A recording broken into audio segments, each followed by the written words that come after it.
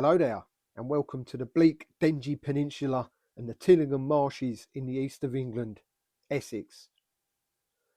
This place was born to be a Doctor Who filming location, and so it would be in the Jon Pertwee story Carnival of Monsters.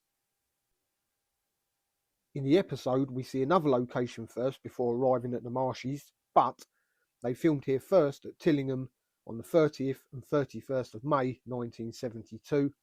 And in that same day of the 31st of May, moved on to their second location not too far down the road, so certainly crammed a lot in on those days.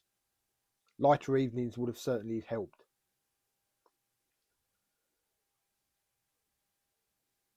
So although these marshes are a vast expanse, with the tributaries eventually leading into the River Crouch, we can throw a large net over the area they filmed at. Just to the side of this metal barrier is a track. It's the only track here which comes round past farmhouses, and the crew and tech vehicles would have driven right up to this. It's always a priority that the nearer you can film to your temporary headquarters, the better. Although this wider section continues on in a straight line for a very long way, a few hundred yards along from here, the ditches and tributaries also begin, which is where the majority of the scenes were shot. The evidence that they filmed here across many hours is that at certain stages we see empty ditches, and later on the tide has made its way in. There wouldn't have been any danger with them standing in this area. It's a long way from the main river and would have all been easily controllable. They also tend to lay scaffold boards down on the mud as well. More evidence that they filmed nice and safely near firm ground.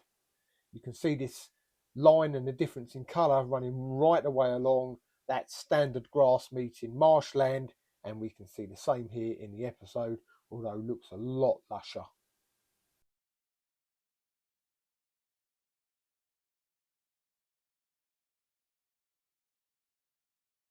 And just under 3 miles down the road we come to Asheldham, or Asheldham, depending on how you pronounce it, and this is the Asheldham Nature Reserve, bordering an old quarry that clearly still has activity from time to time, judging by the tyre tracks.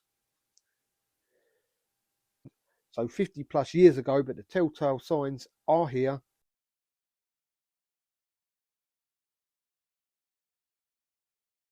And although we can't pinpoint the spot of the cave, we know we are in the same section thanks to various clues.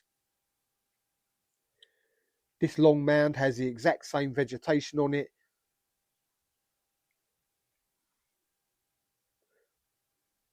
I'm filming this in January, so nothing is in bloom, but there's this shrub here with its long slim branches.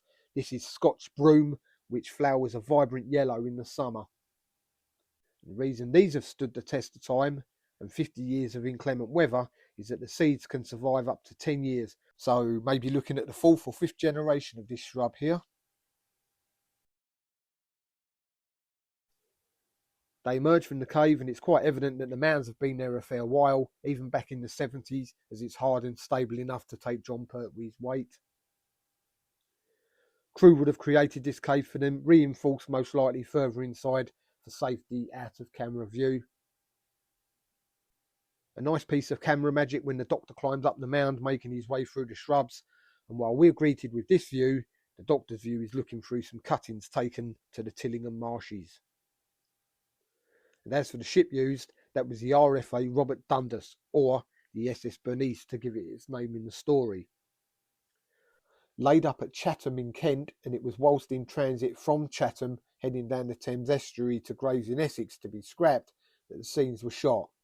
And those scenes were shot across the 1st and 2nd of June in 72. Two terrific guest stars in this portraying the double act of Vorg and Schörner. Vorg, played by Leslie Dwyer, who would go on to become well known as Mr. Partridge, the Punch and Judy man in Heidi High. And Cheryl Hall, best known for roles in Citizen Smith, The Bill, and a sole appearance as Eileen the Clippy in the On the Buses episode, The Epidemic.